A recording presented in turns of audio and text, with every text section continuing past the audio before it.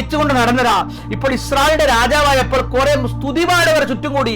ദാവീദേ, അങ്ങാണ് വലിയ ആള്. ചിലപ്പോഴൊക്കെ മുഖസ്തുതി പറയുന്നവരെ സൂക്ഷിച്ചോണം കേട്ടോ, അവനാണ് ഒറിജിനൽ സാത്താൻ. ആമേൻ, ആമേൻ, ആമേൻ. നിന്നെ കാണാൻ ഭയങ്കര ഭംഗിയാ. നിന്റെ കാറിന് എന്നാ അടുത്ത ദിവസം കാറും കാണത്തില്ല, ഭംഗിയും കാണത്തില്ല. അതുകൊണ്ട് സ്തുതി പറയുന്നവരെ സൂക്ഷിച്ചോണം. അപ്പൊ ദാവീദിന് ചുറ്റും സ്തുതിപാടകരാ. അപ്പൊ ദാവീദിന് തോന്നി, ഞാൻ തന്നെ ദൈവം. ആമേൻ, സ്തോത്രം. ഞാൻ തന്നെ രാജാവ്, ഇനി എനിക്ക് മരണമില്ല. ഇങ്ങനെ ഒരുപാട് ചിന്തകൾ ദാവീദിന്റെ അകത്തോട്ട് കയറി. അപ്പോൾ ദാവീദ് പറഞ്ഞു, യോവാബിനെ വിളിച്ചു പറഞ്ഞു ഇസ്രായേലിനെ എണ്ണാൻ. ആമേൻ, ആമേൻ, ആമേൻ. മോശയോട് ദൈവം കൽപ്പിച്ച എണ്ണമെടുക്കാൻ. ഇപ്പൊ ഞാനൊരു കാര്യം പറയാം. ഈ മീറ്റിംഗ് പ്രസംഗിക്കാൻ വിളിച്ചിരിക്കുക അല്ലെ? ഇപ്പൊ ഞാൻ എന്റെ മീറ്റിംഗിൽ എണ്ണ എടുത്താൽ പോരെ, മറ്റുള്ളവരുടെ മീറ്റിംഗിൽ എണ്ണ എടുക്കേണ്ട വല്ല ആവശ്യമുണ്ടോ?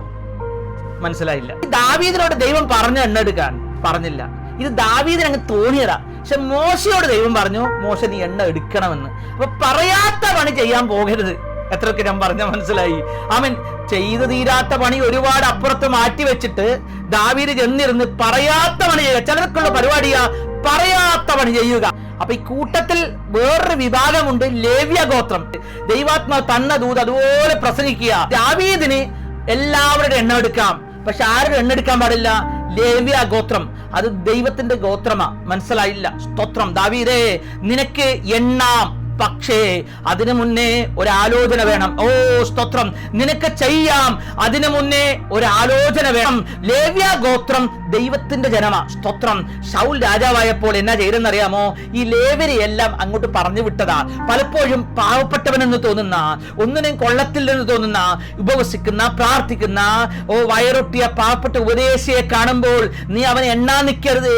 അവൻ സ്തോത്രം വലിയ പൈസ ഇല്ലാത്തവനായിരിക്കാം, പക്ഷെ അവൻ മുട്ടുമടക്കിയ തീ ഇറങ്ങും. മനസ്സിലായില്ല? സ്തോത്രം. കരയുന്ന ചില ലേവ്യർ, ദൈവത്തിന് വേണ്ടി അധ്വാനിക്കുന്ന ചിലർ അപ്പുറത്ത് മാറി നിൽപ്പുണ്ട്. ദാവീദേ, നീ രാജസ്ഥാനത്ത് എത്താൻ കാര്യം എന്തെന്നറിയാമോ? അവരുടെ കണ്ണുനീരും പ്രാർത്ഥനയുമാണെന്ന് മറക്കണ്ട. അവനെ എണ്ണാൻ മാത്രം നീ വളർന്നിട്ടില്ലടാ. പ്രാർത്ഥിക്കുന്നവന്റെ എണ്ണമെടുക്കാൻ ഒരു ദാവീദ്, ഒരു അഭിഷിക്തനും സ്തോത്രം വളർന്നിട്ടില്ല.